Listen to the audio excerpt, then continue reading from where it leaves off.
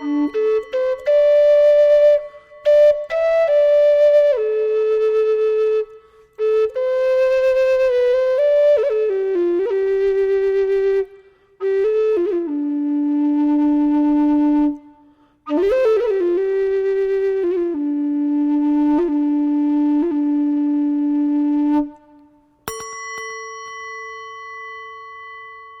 are listening to A Quiet Mind. Hello everyone, and welcome to the present moment. Congratulations for being here now. Let's just take a moment to give ourselves some approval for being here right now.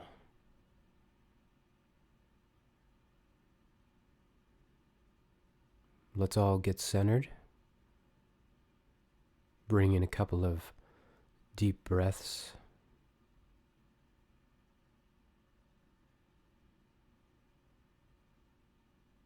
Okay, very good. First of all, I want to thank all of you who have been writing into the show. I have got some wonderful letters for some fantastic topics on what we're all working with together here. And one of the letters that I got recently, I thought was a very, very good topic for us to go a little bit deeper into right now on our journey within. And remember, that's where we're going. Looking for whatever it is that we want. Joy, happiness, bliss, or some kind of feeling of completeness from sources outside of us. If we check in, we can see that though sometimes we are feeling good from getting something that we have worked towards, a goal, what happens is that this is impermanent. And after we feel the joy turns into sorrow once again. And that's who one of our listeners has written in. Her name is Sharon, and she wrote this wonderful letter. Hi, Robert. I'm enjoying your podcast. I was wondering if you could talk about impermanence, particularly about becoming comfortable with change. This is my challenge. I understand that clinging and attachment can lead to suffering, but I don't understand how to stop doing it, so that the inevitability of change becomes something I not only expect, but am comfortable with. I'd like to reach a point where I am more excited about change, have a more exhilarated attitude about it, rather than such anxiety about it. Thanks, and I appreciate what you do, Sharon. Well, Sharon, and everyone else, this is what we are constantly working with, whether we know it or not. Whether we are in acceptance and going with the flow, or whether we are resisting that which is so, we are working with change. We are working with impermanence. Everything must change. Even though when we check in and we are in misery and we wish something would change, we can never see an end to it. It seems like whatever is happening when it is bad, we want it to change, and boy, it goes on and on and on. It's never going to end, is it? And then when it finally does, when we feel the joy or elation of change, finally from a suffering to a joyful or blissful experience, we're elated, so much so that we get really overly excited. And this is what we're talking about when we're talking about not going right and not going left, but rather going right down the middle. And this is very important. Let's just check in right now. When we are not okay with what is so, and one of the things that we know is something that we can count on in the universe is that things will always change. So if we're having a blissful, wonderful experience, eventually that is going to change. Because what happens is we're doing something that we do out of habit, and all of this is a habit, so don't beat yourself up about it. We want to notice, we want to recognize, we want to check in, and we want to observe ourselves. Because the more we know about what we do, the more information we have, the more we know how we work, how everything else works, and then we're able to accept this as what is so. Because this nature of impermanence sometimes is a blessing, and sometimes we think it is a curse.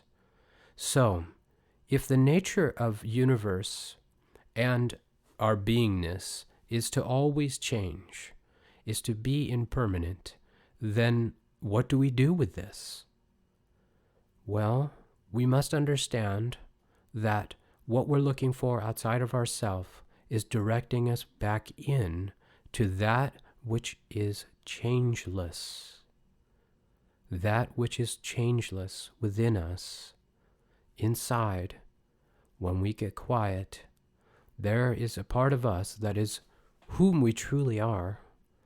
That quietness, the space between thoughts, this is something that is constant.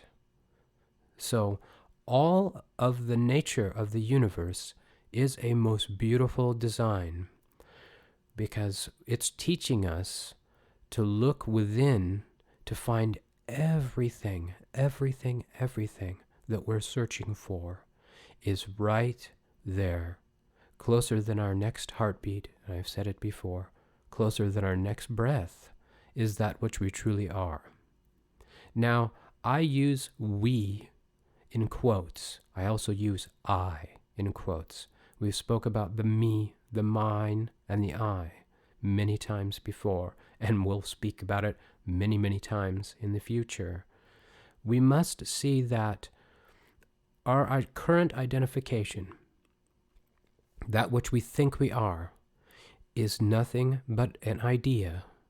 Now, I know that this may be very hard to grasp, and this may also sound like something completely crazy, but I know that if you stay with me on this, and you begin to accept the nature of the universe as being impermanent, that you can see that the searching for the joy, the searching for the bliss, and all the attachments that we have to everything in the so-called real world will only lead us to eventually to suffer, because nothing can stay the same.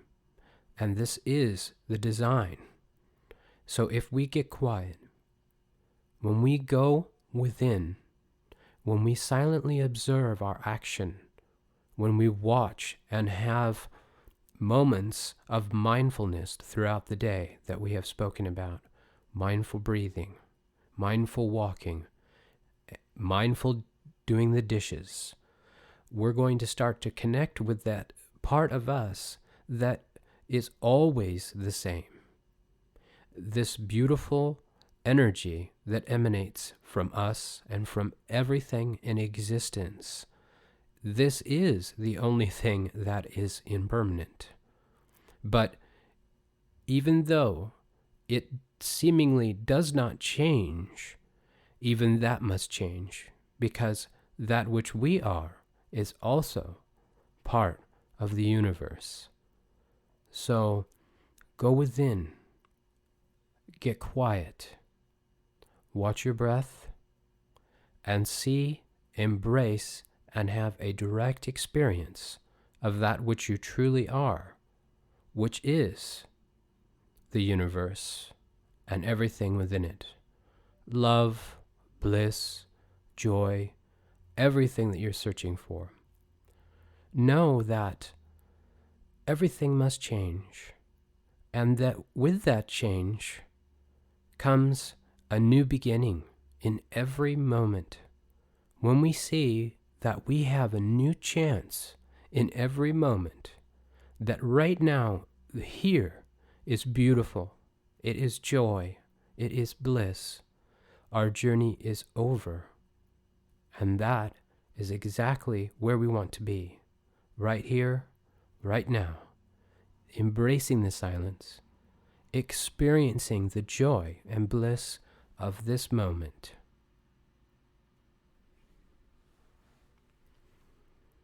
Thank you all, and remember to please write to me at Robert@aquietmind.com.